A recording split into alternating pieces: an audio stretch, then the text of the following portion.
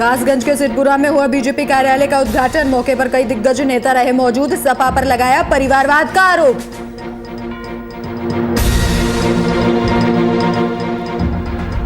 नेता प्रतिपक्ष तेजस्वी यादव पहुंचे पटना। बीजेपी सांसद सुशील मोदी पर साधा निशाना। बोले बीजेपी ने सुशील मोदी को किया दरकिनार। भागलपुर में कोरोना गाइडलाइन की उड़ाई जा रही धज्जियां। सरकार के आदेश के बाद भी खुले कई कोचिंग संस्थान। कोचिंग संस्थान में जारी है बच्चों की पढ़ाई।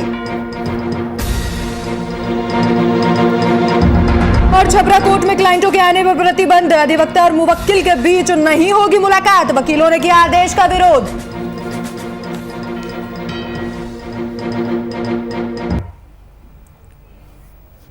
नमस्कार, आप देख रहे हैं वीआईपी न्यूज और मैं हूं आपके साथ राखी लांबा। नेता प्रतिपक्ष तेजस्वी यादव ने पटना पहुंचते ही बीजेपी सांसद सुशील मोदी पर जमकर हमला बोला। दरअसल मधुबनी कांड में आरजेडी नेता का नाम लेने के मामले में तेजस्वी ने उन पर तीखा हमला किया। इसके साथ ही तेजस्वी ने कहा कि सुशील मोदी को तो उनकी पार्टी बीजेपी ने ही किनारे लगा दिया है। ऐसे में वो सुर्खियों में बने रहने के लिए उल जुलूल बयान दे रहे हैं। इस दौरान तेजस्वी ने ममता बनर्जी को मिले नोटिस को लेकर चुनाव आयोग पर भी कई आरोप लगाए हैं और कहा है कि अब इलेक्शन कमीशन बीजेपी चुनाव आयोग बन गया है।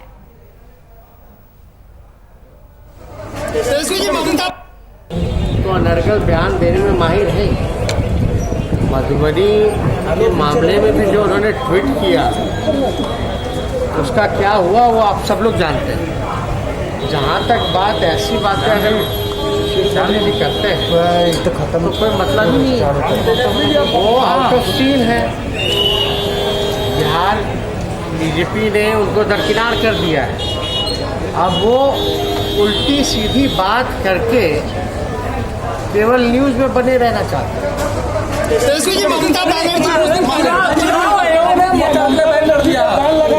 लोकतांत्रिक फैसला। इस खबर पर जानकारी साझा करने के लिए हमारे संवाददाता अनिल कुमार फोन लाइन पर मौजूद हैं। अनिल, जानना चाहेंगे सुशील मोदी को बीजेपी ने दरकिनार कर दिया, ये आरोप लगाए तेजस्वी यादव ने। इसी के साथ तंज कसते हुए उन्होंने ये सब कहा है और कहा है कि जो चुनाव आयोग है वो बीजेपी चुनाव आयोग बन चुका है।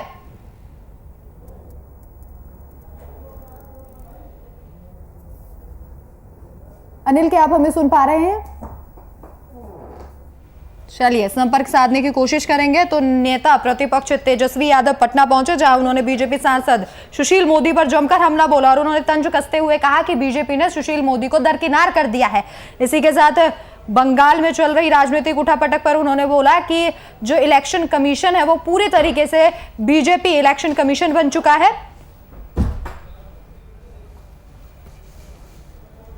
तेजस्वी यादव का तीखा हमला और इसी के साथ बीजेपी पर तंज भी कसा।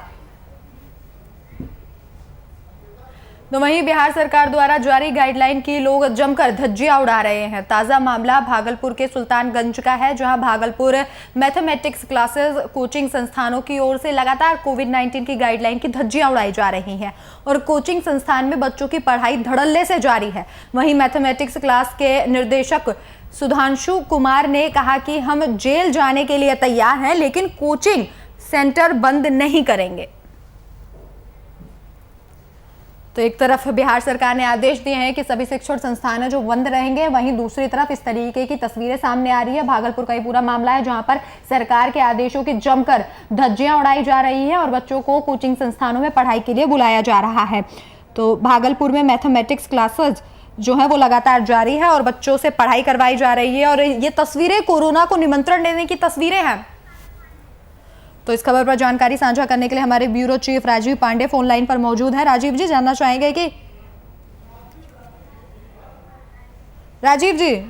चाहेंगे कि भागलपुर में सरकार के आदेशों की जमकर धज्जियां उड़ाई जा रही है और बच्चों को स्कूल बुलाया जा रहा है, कोचिंग संस्थानों में बुलाया जा रहा है। ऐसे तो ये साफ तौर पर खुद ही कोरोना को निमंत्रण दिया जा रहा है। ये भागलपुर का सुल्तानगंज क्षेत्र है जहाँ की मैथमेटिक्स क्लासेस के नाम से ये कोचिंग लंबे समय से चलता आ रहा है जी। लेकिन अभी सरकार के द्वारा जो आदेश दिया गया है कि 18 तक सभी सरकारी गैर सरकारी स्कूल कोचिंग संस्थान आदि सभी बंद रहेंगे जी। लेकिन इनके लिए सरकार का आदेश कोई मायने नहीं रखता। इन्होंने स्पष्ट शब्दों में कह ही दिया है जो आप लोग खुद ही सुन पाएंगे कि सरकार कुछ भी कर ले, जेल भेज दे हमें, लेकिन हम अपने कोचिंग को बंद नहीं करेंगे और हम लगातार जो है कोचिंग में बच्चों को पढ़ाते रहेंगे, चाहे कोरोना हो या जेल जाना पड़े, इससे हमको कोई दिक्कत नहीं है। राजीव जी, इस तरीके की तस्वीरें कोरोना को निमंत्रण दे रही है और बच्चों में कोरोना का डर ज्यादा है, तो ऐसे में अगर लगातार कोचिंग संस्थान खुले रहेंगे तो कोरोना का डर कहीं ना कहीं बढ़ जाएगा और बिहार में कोरोना संक्रमण लगातार अपने पैर पसार रहा है और दूसरा स्ट्रेन भी आ चुका है। ये एकदम स्पष्ट है, बिहार ही नहीं, पटना के बाद अगर कहीं भी कोरोना ज्यादा है तो वो है भागलपुर में। और भागलपुर के ये सुल्तानगंज में, जो कि खुद ही देखा जा सकता है इस वीडियो में, यहाँ 2 बच्चे मात्र मास्क लगाए हुए हैं और बाकी 23 बच्चे जो टीचर हैं या जो डायरेक्टर अपने आप को कह रहे हैं, वो खुद ही मास्क नहीं लगाए हैं और वो खुले रूप से कोरोना को निमंत्रण दे रहे हैं। उन्हें कोई मतलब नहीं है, मैंने देशद्रोही का सीधा ये काम कर रहे हैं। एक और जहां केंद्र सरकार और राज्य सरकार कोरोना को रोक लगाने के लिए हर कदम उठा रही है, वहीं पर ये कोचिंग संस्थान वाले जो है खुले रूप से इसका उल्लंघन कर रहे हैं और अपने निजी स्वार्थ के लिए कि मैंने इन्हें पैसा मिलना चाहिए बच्चों के माता पिता से, उसके लिए जो है ये कोचिंग वहां पर चला रहे हैं और कोरोना को खुले रूप से निमंत्रण दे रहे हैं। जी राजीव जी, क्या है इस वीडियो पर किसी अधिकारी का कोई बयान, क्योंकि सरकार ने तो कहा था कि ऐसे कोचिंग संस्थानों पर कार्रवाई की जाएगी, तो फिलहाल ये वीडियो किसी बड़े अधिकारी के संज्ञान में आया है? एक्चुअली ये डीओ साहब से बातचीत किया गया, डीओ साहब ने कहा इस कोचिंग पर हम अविलंब कार्रवाई करते हुए इसे सील करेंगे और जो भी यहाँ के डायरेक्टर वगैरह हैं इनको हम सीधा जेल भेजने का प्रयास करेंगे। राजीव जी, तमाम जानकारी के लिए आपका धन्यवाद।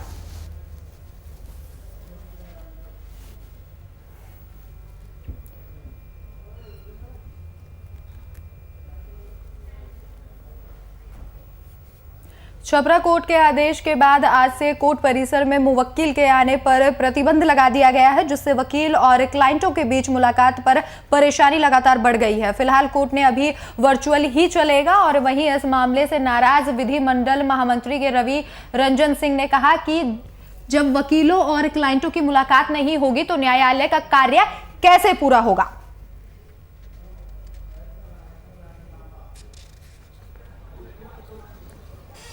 देखिए मेरा मानना है कि फिजिकल कोर्ट होना चाहिए और जो गेट पर एक गेट जजेस के लिए फ्री कर दीजिए। यहाँ 4 गेट है हमारे सिविल कोर्ट में, तो कम से कम एक गेट तो मुवक्किल के लिए खोल दीजिए। वो अपने अधिवक्ता का, मेरा सेपरेट बिल्डिंग है, इसमें जिसमें अधिवक्ता बैठते हैं वहां करके वो मिल ले। आपको जो भी बैरिकेटिंग करना है वो सिविल कोर्ट का फोर्स ला के कर दीजिए, उधर नहीं जाएंगे लिटिगेंट, वकील केवल एंट्री रहेगी। लेकिन अगर वकील से अधिवक्ता की मुलाकात नहीं होगी तब तो ये रोड पर मछली बेचने जैसा कार्यक्रम हो जाएगा। लोग आता है 50 किलोमीटर से 100 किलोमीटर से अपनी बात कहने, डॉक्टर के यहाँ रोगी नहीं जाए, अधिवक्ता के यहाँ मुवक्किल नहीं जाए, तो ये होगा कैसे, चलेगा कहाँ से। तो इस खबर पर जानकारी साझा करने के लिए हमारे संवाददाता राजू जायसवाल फोन लाइन पर मौजूद हैं। राजू, जानना चाहेंगे कि जब वकील अपने क्लाइंटों से नहीं मिलेंगे तो कैसे मामले की सुनवाई होगी, और फिलहाल छपरा कोर्ट की तरफ से जो आदेश दिया गया है इसको लेकर वकीलों में खासा रोष देखा जा रहा है।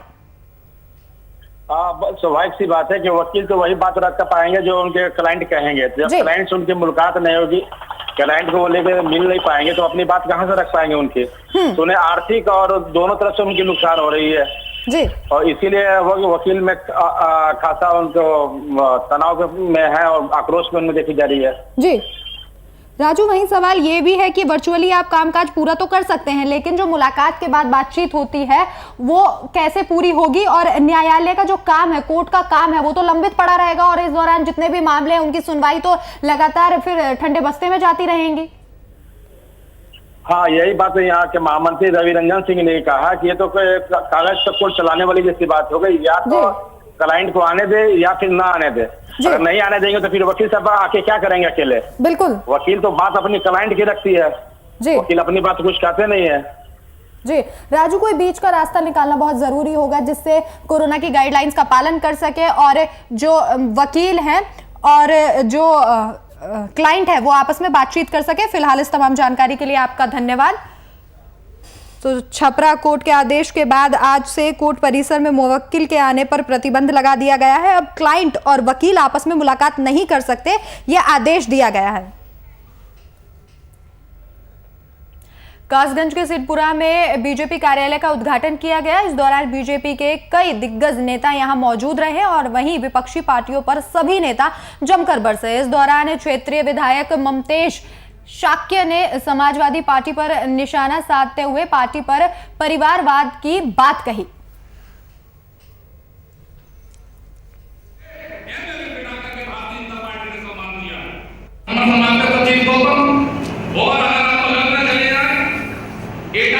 के बाद अगर हम आगा की तरफ बढ़ के जाते हैं तो हमारे बघेल समाज से आदरणीय एसपी बघेल सांसद बनकर के जाते हैं और हम अगर चले जाए तो हम फिरोजाबाद से आदरणीय हमारे क्षत्रिय समाज के खालसा सांसद बनकर के जाते हैं।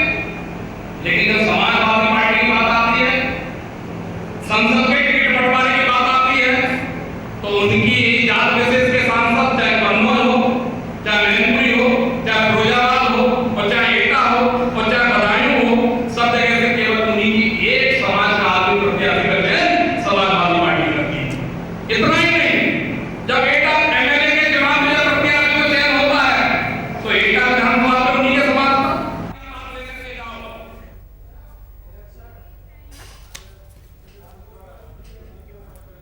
तो वहीं रायबरेली में पंचायत चुनाव होने हैं, जिसको लेकर प्रत्याशियों की ओर से वोटरों को लुभाने के लिए सभी हथकंडे अपनाए जा रहे हैं। सलोन ब्लॉक के कहुआ ग्राम सभा का एक वीडियो वायरल हो रहा है, जिसमें प्रधान प्रत्याशी के शिक्षा मित्र भाई की बोरी में शराब भरकर लोगों को बांटते नजर आ रहे हैं। इस मामले पर ग्रामीणों की मदद से डायल 112 ने 2 युवकों को मौके पर पकड़ लिया है। जितना लड़ना है लड़, अभी जवाब देना आपने।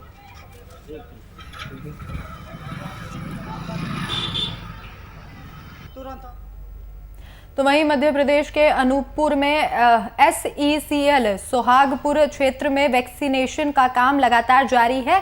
BCH hospital, Rajendra colony dispensary सहित बागवार डिस्पेंसरी में सभी कोरोना की गाइडलाइन का पालन किया जा रहा है। इसके साथ ही आपको बता दें कि डिस्पेंसरी में जाकर लोग वैक्सीन लगवा सकते हैं। वहीं वैक्सीन को देखते हुए सोहागपुर महाप्रबंधक शंकर नागाचारी के इस कार्य के लिए लोगों ने आभार व्यक्त किया है।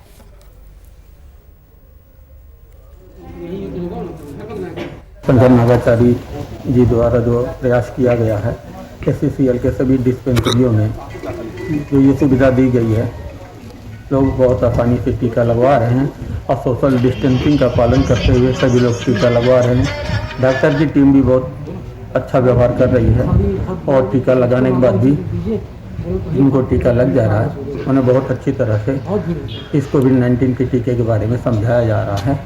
तो मैं धन्यवाद देता हूँ नागाचारी साहब। SECL सोहागपुर क्षेत्र के महाप्रबंधक शंकर नागाचारी जी का धन्यवाद करता हूँ कि उनके अथक प्रयासों से हमारे SECL सोहागपुर क्षेत्र में मंगवार, राजेंद्र, बुहार सेंट्रल हॉस्पिटल और संजय नगर डिस्पेंसरी को कोविड का वैक्सीनेशन सेंटर बनाया गया है। कहाँ के लोग आ पा रहे हैं यहाँ पे? यहाँ पे आसपास के हमारे SECL के लोग तो हैं ही, काफ़ी लोग आ रहे हैं। क्षेत्रीय लोग भी काफ़ी आ रहे हैं, हिरौल से आ रहे हैं, पटना से आ रहे हैं, मेमोरी से भी यहाँ लोग, रामलाई से भी लोग यहाँ पे आ रहे हैं।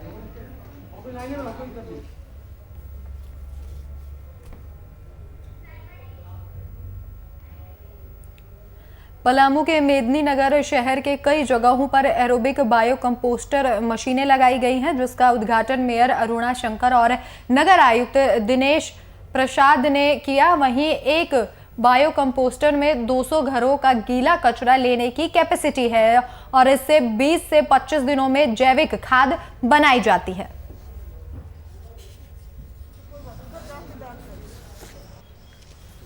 मेदिनीनगर निगम के द्वारा जो हम लोग है 4 जगहों पे एरोबिक बायो कंपोस्टर लगाए हैं, जिसका मेन उद्देश्य है कि हमारे घरों में जो डेली जो गीले कचरे निकलते हैं, ऐसा कोई घर नहीं है जिसमें गीला कचरा नहीं निकलता होगा। हर घर से गीले कचरे निकलते हैं। उसमें जो होता है घर के जो वेस्ट, जो खाना वगैरह जो लोग फेंक देते हैं, जैसे आप अभी देखे भी उठाए तो सारा उसमें सब्जी का छिलका, काटन और फलों का छिलका, एवरी घर, चाहे वो छोटा घर हो बड़ा घर हो, हर घर में गीले कचरे होते हैं। तो ऐसे कचरों का जो है हम लोग इसमें निष्पादन करेंगे और इसमें संग्रहित होगा। देखिए, इसमें एक आप जो पीछे हमारे देख रहे हैं एक डब्बे का आकार का बना हुआ, ये एरोबिक बायो कंपोस्टर कहलाता है। इसमें हमारे किचन के जितने वेस्ट हैं और जो गीला कचरा होता है इसको इस पर 30 दिनों तक रखा जाता है और ये मैन्योर के रूप में हमारा बदल जाता है। तो अभी जो हम लोग कूड़ा कचरा जो किचन वेस्ट है इधर उधर फेंकते हैं, तो हमारा ये बायो कंपोस्ट यहाँ से बनेगा और ये बायो कंपोस्ट फिर एग्रीकल्चर के यूज़ में आएगा। तो काफ़ी यूजफुल चीज़ है। हम लोगों ने ट्रायल के रूप में अभी 4 लगाया।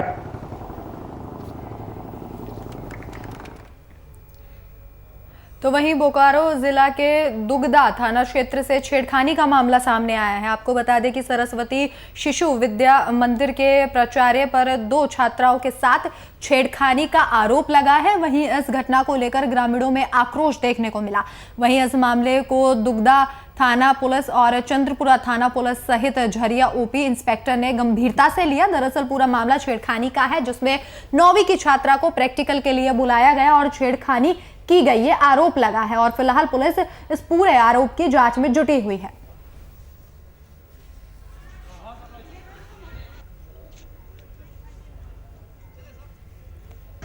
एक दूधा में शिशु विद्या मंदिर के प्रिंसिपल के विरुद्ध ग्रामीणों के द्वारा यह आरोप लगाया गया कि उन्होंने 2 लड़कियों के साथ संडे को छेड़छाड़ किया है जो स्थानीय थे। इसको लेकर के वहाँ ग्रामीण आक्रोशित थे और उनका आक्रोश भी जायज़ था, लेकिन सभी ने काफ़ी अच्छा काम किया और अपने आप को नियंत्रण में रखा और पुलिस के आने के बाद उनको जो है अपनी गिरफ्त में हिरासत में ले लिया गया है। उनके पीड़िता को हम लोग बुलवा रहे हैं, अभी प्राथमिकी दर्ज करने की कार्रवाई कर रही है।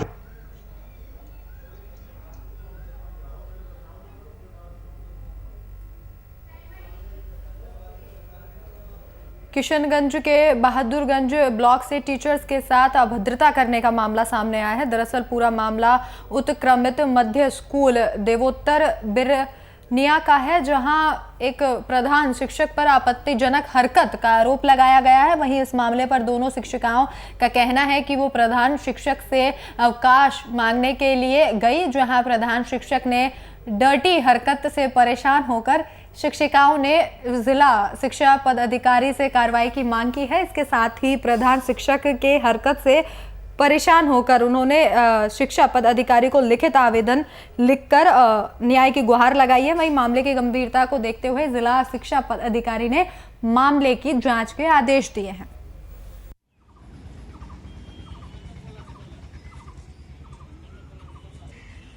वैसे तो मामला तो बहुत है हम लोग का, लेकिन हम लोग जैसे बाथरूम का दिक्कत है, शौचालय का चाबी नहीं दे रहे हैं, मांगने पे भी बोल रहे हैं कि नहीं गंदा है, हो जाएगा, साफ कौन कराएगा। उसके बाद हम लोग को स्टाफ रूम का चाबी नहीं दिया जाता है, हम लोग बरामदे में बैठते हैं। क्यों? और भी बहुत सारा परेशानी। क्यों नहीं देते? मतलब वो तो मतलब उनका बहुत बहाना और वो बार बार कहते हैं कि हम नियमित हैं, तुम लोग नियोजित हो, ये सब धमकी देते हैं। इनका अभद्र व्यवहार, इनका आपत्तिजनक व्यवहार, इनका शब्द, इनकी बोली, इनकी वाणी जो इस प्रकार है, जो महिलाओं के प्रति मतलब अशोभनीय है, ये शर्मसार करने वाली है। ये है हमारी बहनें जो है, हमारी शिक्षिका बहनें अगर उनसे अगर विशेष अवकाश मांगती है तो ये उनसे प्रमाण मांगता है। सोचिए कितनी मतलब जिस देश में महिलाओं की पूजा की जाती हो, जिस देश में महिलाओं को देवी माना जाता हो, महिलाओं को घर की जीनत खूबसूरती माना जाता हो, उस महिलाओं को आप घर के बाहर आप उनको विद्यालय में उनके कार्यस्थल पर इस तरह से अगर अपमानित और प्रताड़ित करेंगे, ये किसी भी तरह से काबिल बर्दाश्त नहीं है। ऐसे प्रधानाध्यापक पर हम विभाग से मांग करते हैं, हमने अनुरोध किया है अपने पदाधिकारी से कि ऐसे प्रधानाध्यापक पर कठोरतम कार्रवाई करते हुए उसको सस्पेंड ही नहीं, इसको डिस्चार्ज करना है। वो बहादुरगंज प्रखंड के एक मिडिल स्कूल के हेडमास्टर्स के विरुद्ध मामला है। उस पर कई शिक्षिकाओं ने आवेदन दे करके आरोप लगाया है कि स्कूल में उनका बर्ताव सही नहीं रहता है। इस बाबत हम जांच करा रहे हैं। जांच कराकर जो प्रतिवेदन आएगा उसके आलोक में कार्रवाई की जाएगी।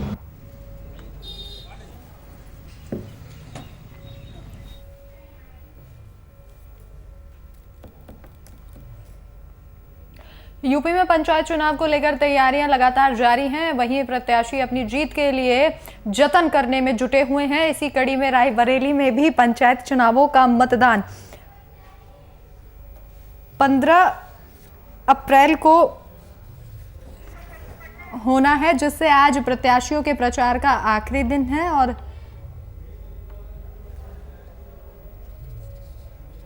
आपको बता दें कि जिले के महराजगंज तहसील के ज्योना गांव में उस समय अफरा तफरी मच गई जब प्रधान प्रत्याशी के चुनाव में लगे कार्यकर्ताओं के लिए भोजन बन रहा था, जिसके बाद सिलेंडर फट गया और जिससे 5 लोग झुलस गए। तस्वीरें आपके सामने रायबरेली से, जहां खाना बनाते वक्त यह हादसा हुआ और इसमें 5 लोग मौके पर ही झुलस गए, जिन्हें आनन फानन में अस्पताल में भर्ती करवाया गया और उनका इलाज चल रहा है। तस्वीरें आपके सामने, ये 5 लोग बुरी तरीके से झुलसे, हालांकि इन्हें अस्पताल रेफर कर दिया गया है जहां इनका इलाज चल रहा है और पूरा मामला ये रायबरेली का बताया जा रहा है।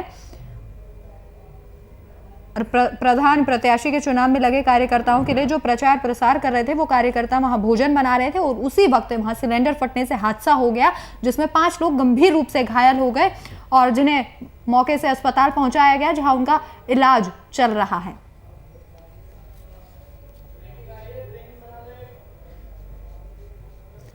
सिलेंडर फटने से यहां अफरा तफरी मच गई।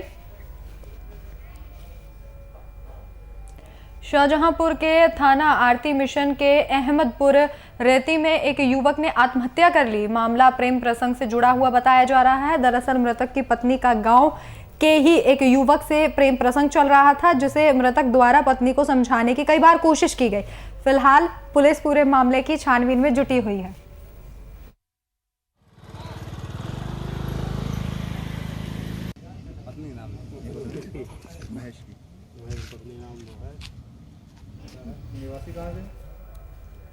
वहीं मोकामा में कोरोना के कहर के बाद शहर में सन्नाटा पसर गया है, साथ ही पूरा शहर दहशत के साए में आ गया है। मोकामा में अब तक 23 लोगों में कोरोना की पुष्टि होने के बाद इलाके में खौफ का मंजर देखा जा रहा है। शहर की दुकानों पर खरीदारों की कमी भी देखने को मिल रही है। खासकर शहरी लोगों का घरों से निकलना मुश्किल हो गया है। कोरोना के नए संक्रमण ने पूरे इलाके में कोहराम मचा दिया है। आपको जानकारी दे दें कि यहाँ कोरोना के प्रति लोग जागरूक भी हो रहे हैं और मास्क और सोशल डिस्टेंसिंग का लगातार पालन किया जा रहा है, लेकिन इसके बाद भी जो संक्रमित है उनकी संख्या में इजाफा हो रहा है। इसके साथ ही लोगों में 2 गज की दूरी की भी जागरूकता देखी जा रही है।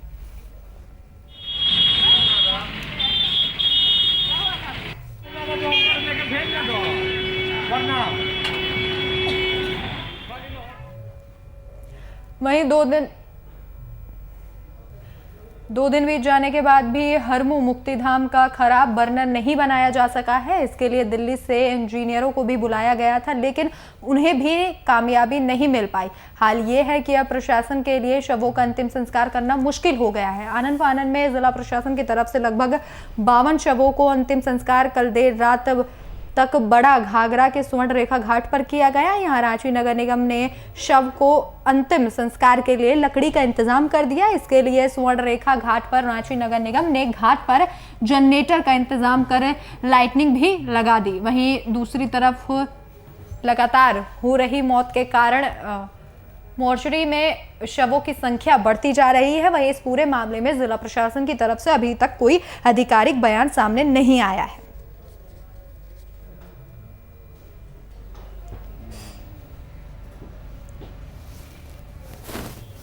देखिए, स्थिति सामान्य नहीं है, ये बात हम और आप सभी जानते हैं, लेकिन सरकार पूरी तरह से संजीदा है।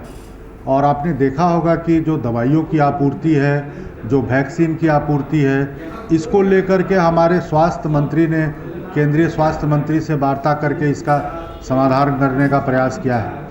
साथ ही साथ कल जो बैकलॉग हो गया था, लगभग 5000 सैंपल यहाँ से विशेष रूप से हेलीकॉप्टर के माध्यम से उड़ीसा भेजा गया है, ताकि जो टेस्ट रिपोर्ट में आने में विलम्ब हो रही थी उसको पूरा किया जा सके। तीसरी बात जो महत्वपूर्ण है कि जो सौदाह गृह है, जो इलेक्ट्रिकल जहाँ 2 हरमू में, उसके खराब होने के कारण जो गतिरोध पैदा हुआ, उसको लेकर भी प्रशासन ने संजीदगी दिखाई और जितने भी 100 लंबित थे उसको रात में घाघरा घाट में उनके अंतिम संस्कार किया गया।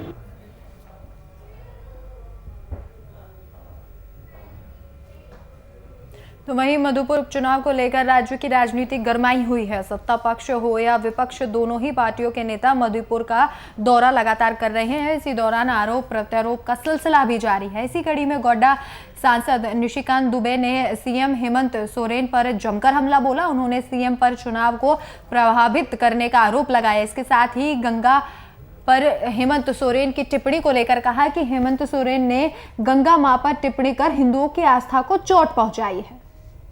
इस्लाम में कुरान और पैगंबर मोहम्मद, गौ माता और गंगा माता एक हिंदू के आस्था का प्रतीक है। जिस तरह से इस्लाम में कुरान और पैगंबर मोहम्मद बहुत ही महत्वपूर्ण है, उनके बारे में कोई टीका टिप्पणी करना जो है वो घटिया मानसिकता का परिचायक है।